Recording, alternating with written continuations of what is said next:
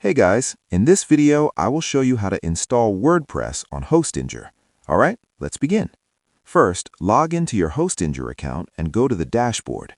From there, click on Websites to view all available domains. If you already have a domain and want to install WordPress on it, click Add Website and choose WordPress. Next, select your preferred language, enter an email address, and create a password. Make sure to save this information because it will be used to log into WordPress later. Click Next to continue.